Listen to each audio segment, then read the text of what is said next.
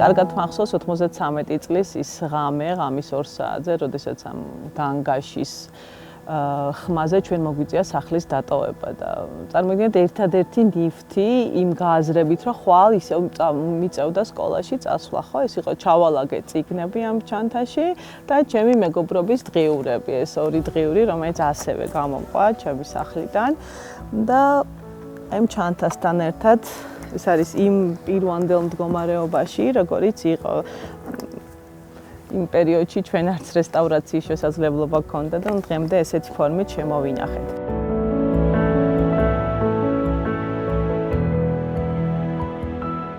ჩემი სკოლის ჩანთა არის ნივთი, რომელიც მაკავშირებს ჩემს აფხაზეთთან, არის სიმბოლო ჩემი სახლის, სიმბოლო მშვიდობის, სიმბოლო ლაღი ბავშვობის. ჩანთა 30 წელია, ეს ჩვენი ჩანთა ელოდება შინ დაბრუნებას. წლების განმავლობაში ჩანთა მქონდა შენახული.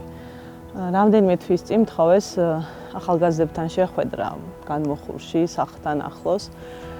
ერთ-ერთი ორგანიზაცია არის, რომელიც ეხმარება ესეც გაძლიერებაში ახალგაზრდებს. სწორედ მაშინ ჩანთა გამოვიტანეთ დღის შუქზე.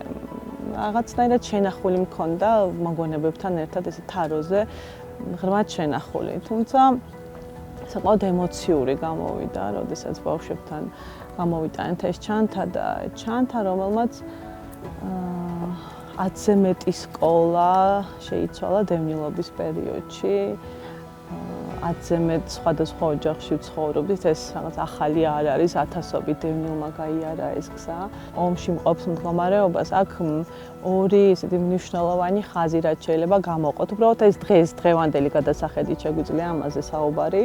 ეს არის მშვიდობის დაფასება, რასაც ჩვენ მანამდე ვერ ვაცნობიერებდით, სანამ მშვიდობის დაფასება და მეორე მიმართულება ეს არის რამდენად შეიძლება დარჩე სოლიდარულად, რამდენად შეიძლება დარჩე თანამდგომი სხვა ადამიანებისაც, ვისაც ჭირდება აქ სხვადასხვა საჭიროება. მშვიდობის მშენებლობა ეს არის გარკვეული პროცესი, რომელიც ერთ დღეში არ შენდება.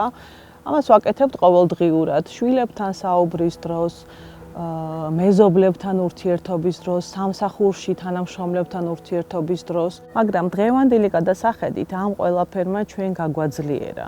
ჩვენ გავხადა უფრო ძლიერი ვისწავლეთ გამკლავება ხო სხვადასხვა გამოწვევებთან. და მნიშვნელოვანი ასევე ახალგაზრდებს ხშირად ვუთხრათ, რომ ფუფუნების საგნებს არ აქვს გადამწყვეტი მნიშვნელობა ჩვენ ცხოვრებაში, ხო? ანუ საგნები დღეს გვაქვს სახლი, კერა, ერთ დღეს შეიძლება არაფერი არ ქონდეს, უბრალოდ შინაგანი ძალა და განათლება არის მთავარი იარაღი, რომელიც ჩვენ შეიძლება დღეს ჩვენ შვილებს მივცეთ.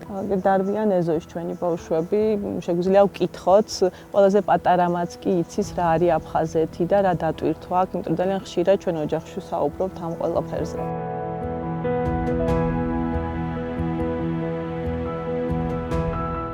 ერთ-ერთი გამორჩეულად თბილი პროექტი არის, ფიქრობ აფხაზეთის მთავრობის მიერ გაკეთებული მე აფხაზეთისთვის.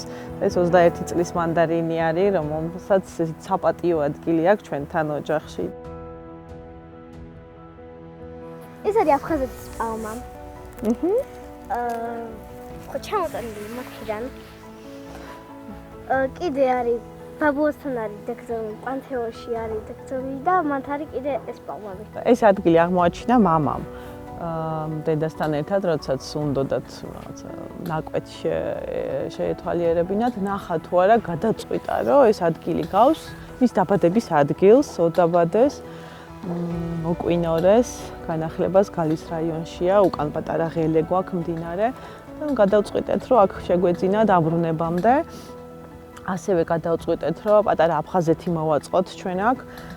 ხედავთ, როგორც ცესილი აღნიშნა, ეს არის პალმები, რომელიც აფხაზეთიდან ჩამოგვიტანეს და გადაწყვეტილი გვაქვს ყველა ქალაქიდან ჩამოვიტანოთ ხე, რომელსაც თავის ქალაქის სახელს დავარქმევთ და ეგ მოვათავსებთ, გვექნება პატარა აფხაზეთი დაბრუნებამდე, ის რა თქმა უნდა.